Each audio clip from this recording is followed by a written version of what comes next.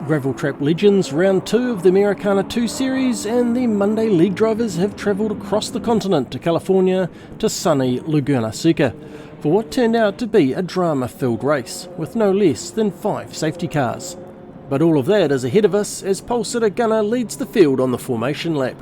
Gunnar, Travis, TB9, Imperial and Left have all elected to play their wildcards and drive in the LMP2 class. Jeremy put in a blistering qualifying to take pole of the GT3s ahead of lifelong rival Rusty, the Real BS in 3rd and Sheppo in 4th. Sheppo had a disappointing run at Watkins Glen, finishing uncharacteristically well down the order in 17th, so this is much more his pace. Chris's black Lamborghini in 5th, and No Frills in 6th place, another driver who struggled at Watkins but has worked hard to find real pace at Laguna Seca in his red McLaren. Esky in the blue Mercedes drove an LMP2 to a win last week at Watkins Glen, and of course sitting top of the leaderboard. He starts in 7th place with Cuckoo's BMW behind him in 8th. 27 drivers on the grid, 5 in LMP2 cars. Each driver is allowed to play their wild card and race an LMP2 for one round of the series, driving their regular GT3 in the other 5 rounds. This can give a driver a serious points boost and a very exciting race working their way through the GT3 traffic. And Gunnar takes the green flag for the first of 53 laps of the 3.6km circuit. The 5 LMP2 drivers are all very skilled operators, but Gunnar couldn't be touched in qualifying. Of the 5 safety car events during this race, only one incident is going to involve an LMP2 car. These drivers playing their wildcard know it is a single chance to earn top points, and they will not risk it by driving recklessly. As we saw at Watkins Glen last week, the LMP2 cars are barely quicker than the GT3s in a straight line, but the light little prototypes are glued to the circuit in the corners and significantly outbrake the heavier GT3s, and the drivers have to play these strengths to make clean progress through the GT3 field, starting at about 10 laps into the race. Rusty had pounced on Jeremy at the start and took the GT3 lead by turn 1, as did Sheppo, who slipped his Porsche ahead of the Real BS's Audi for 3rd place. The GT3 start was all drama right from the green flag, and it didn't let up for the next 75 minutes. In a race with so many incidents, it's easy to overlook the superb quality of driving on display. Big grid multi-class racing on a short twisty circuit is always going to bring out the best racing, but also magnify the mistakes. The opening laps, however, were faultless, Gunnar dominating the LMP2s, while Jeremy quickly fought back to reclaim the lead from Rusty, taking up the flag drop. These drivers finished 1st and 2nd in GT3 at Watkins, and it already looks like the series will be dominated by the fierce rival between these 2 drivers. Lap 3 prototypes, Gunnar, Travis and TB9. GT3s, it's Jeremy, Rusty, Sheppo and RBS. Porsche, Audi and Chris in the black Lambo in 5th place.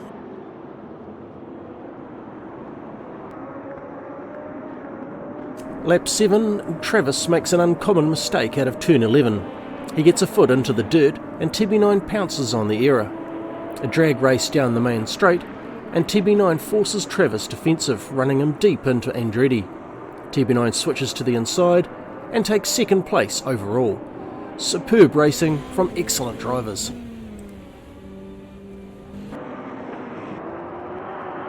Lap 9 and the LMP2s are already lapping the field. TB9 and Travis continue their scrap while weaving between the battling GT3s. Viperian and Mark do not let up their fight at all, but still manage to give 2nd and 3rd place LMP2s just enough room to squeeze past and get out of their mirrors to let them get back to their race. Lap 11 and TB9 is clipped by a Porsche in the braking zone going into the corkscrew, spinning both cars into the wall, and the safety car is deployed for the first time. Damaged cars are able to repair, the field bunches back up, and drivers conserve fuel.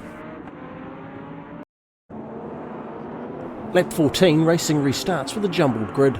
Rusty is pitted from 2nd place for an early fuel stop, giving Sheppo a chance for the GT3 lead.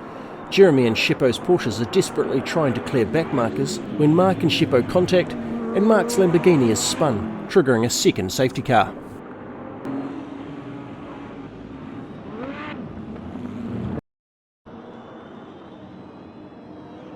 Racing is able to resume on lap 15, and the field is now well mixed up from pit stops. This has created a challenging racing environment, with very fast drivers working their way back up through the grid, and the racing is exhilarating. Backmarkers do their best to acknowledge blue flags, but it's up to the faster drivers to carefully and patiently pick their moments. Chris has a terrific charge through dense traffic, passing Truey back up to 12th on lap 18, with a freshly pitted Sheppo hot on his tail. Chris is having a blast, but his luck runs out in turn 5, spinning out. Sheppo is able to avoid trouble, but Truey isn't, and makes hard contact, while No Frills takes his McLaren to the gravel to avoid the carnage. This triggers safety car number 4, and we are only 30 minutes into the race. Race control is starting to get annoyed. The grid is itching to race, but the safety cars are bunching up traffic and slowing the pace. The field needs a couple of fast laps to spread out the grid and allow drivers to work through the backmarkers.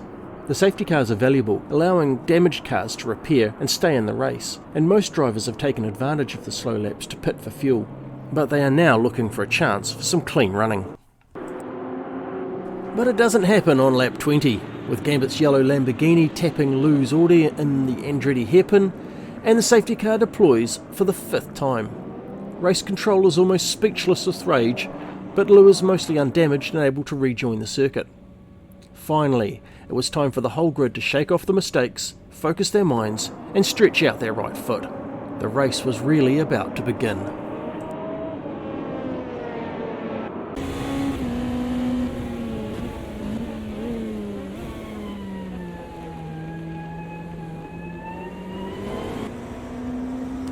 Safety cars might have upset race control, but it's given TB9 the golden opportunity to work back out in 3rd place after his incident on lap 11.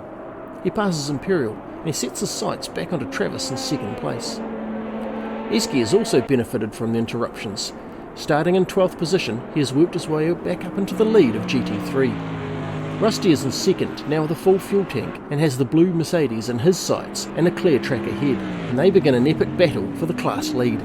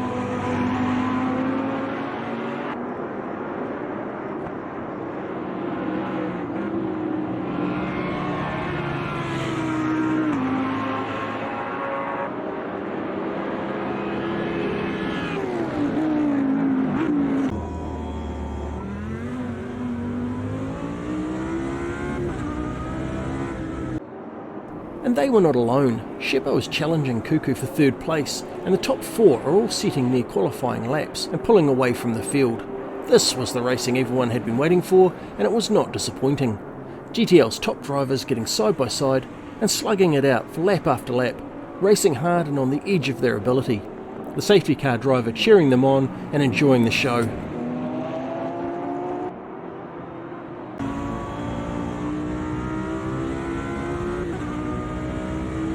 Rusty gets a run on Eski, but there is contact in the forever awkward turn 6. Eski takes a run into the dirt, but keeps the Mercedes straight, and he's able to rejoin the track safely. And then, in a show of good sportsmanship, Rusty returns 1st place position back to him, a wave of thanks from Eski, and the battle is able to continue. No Frills gets a great run down into the Andretti hairpin on Smithy, who has now taken up the Porsche seat permanently from John Slow, after his misadventure at the work Christmas party. Everywhere on track, drivers are finding battles. It's lap 24, there's less drama and more racing.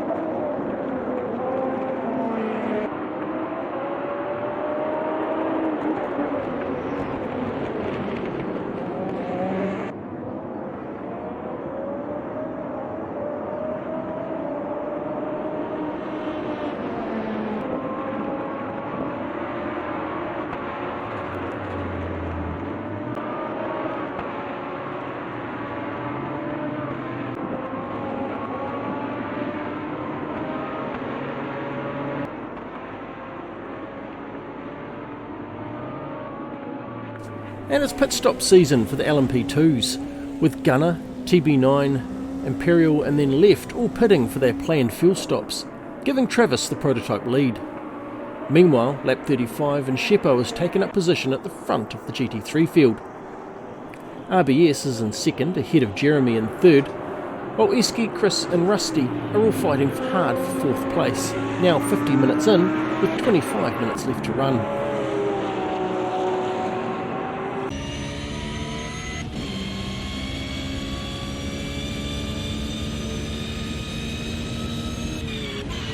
Lap 45, 7 minutes left to run, and the final drama of the race is about to play out. 5 safety cars and 11 racing incidences over 75 minutes, Gunner has kept his nose clean and out in front of the LMP2s. But the long periods under safety car have screwed up Gunner's fuel calculations. He has known it for several laps. He's going to be 2 litres short. He has thrashed the Orica out to a 10-second gap ahead of TB9 to give him a chance at a splash and dash. But it's not going to be enough.